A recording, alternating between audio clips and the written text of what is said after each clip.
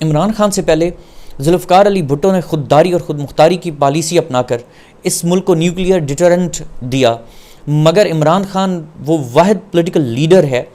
جو خودداری، غیرت، خودی اور خود مختاری کا بیانیہ لے کر نکلا ہے، اور وہ بیانیہ بڑا دبنگ انداز میں لاؤڈ اینڈ کلیئر ہو کے وہ لے کر کے نکلا ہے، اور یہ اس بیانیے میں اتنی طاقت، اتنی کشش ہے کہ لوگ جوک در جوک اس کی طرف کھنچے چلے آتے ہیں۔ جس انداز میں اس بیانیے کی طرف لوگ ریسپونڈ کر رہے ہیں وہ سب آپ کے سامنے ہے، اور کیوں نہ کریں کہ یہ بیانیہ ہی در حقیقت اس ملک کی بنیاد ہے، کیونکہ اس ملک کی بنیاد یہ نعرہ ہے پاکستان کا مطلب کیا؟ لا الہ الا اللہ۔ تو لا الہ الا اللہ میں خودداری بھی ہے، غیرت بھی ہے، خود مختاری بھی ہے، خودی بھی ہے، امانت بھی ہے اور دیانت بھی ہے۔ اور ویسے بھی اگر آپ ڈاکٹر اقبال، جسے میں مرشد اقبال کہتا ہوں، اگر آپ اس نے پاکستان کا خواب دیکھا تھا، اگر آپ اس کا کلام دیکھیں تو اس کا کرکس، اس کا ایسنس، اس کا لب لباب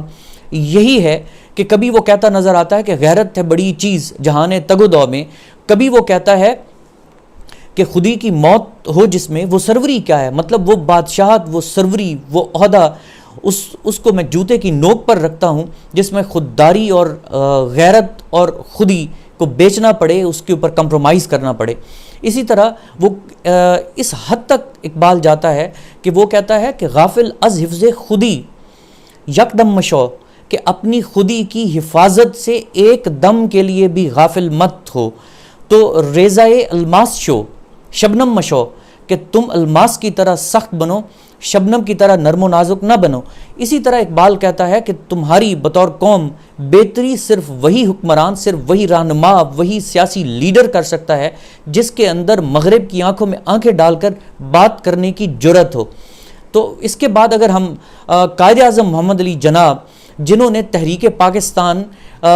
کو الٹیمیٹلی جس شخص کی شبانہ روز محنت کی وجہ سے کراؤن ہوئی وہ ساری تحریک، اس کے بارے میں یہ بات ہی کہہ دینا کافی ہے کہ he always stood erect before the colonial masters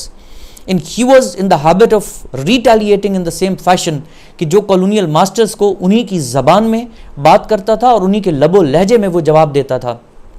تو میں سمجھتا ہوں کہ اگر اس بیانیہ کو بنیاد بنا کر، اس خودداری، غیرت، خود مختاری اور خودی کے بیانیے کو بنیاد بنا کر پاکستان بن سکتا ہے تو پاکستان چل کیوں نہیں سکتا؟ میں سمجھتا ہوں کہ کوئی بھی مسلمان اگر اس فلسفے کو سامنے رکھے تو وہ کبھی بھی خود کو بیگر نہیں کہے گا، کبھی بھی اس کے منہ سے یہ الفاظ نہیں نکلیں گے کہ beggars can not be choosers. اس لیے کہ سورہ الکہف کے اندر قرآن بڑے واضح انداز میں کہتا ہے کہ اپنے زور بازو پر بھروسہ رکھو اور اس کے اوپر اعتماد کرو اور اسی کو بنیاد بنا کر آگے چلو۔ تو آج اگر ہم یہ ایکسکیوز کرتے ہیں جی یہ مجبوری ہے، وہ مجبوری ہے، تو میں سمجھتا ہوں کہ اگر beggars can not be choosers جن لوگوں نے کہا ہے، اگر آج اقبال اور قائد ہوتے تو ان کے بارے میں کیا رائے ہوتی؟ میں سمجھتا ہوں کہ اس کے بارے میں کسی رائے دینے کی ضرورت ہی نہیں ہے، لوگ اس کو اچھی طرح سمجھتے ہیں۔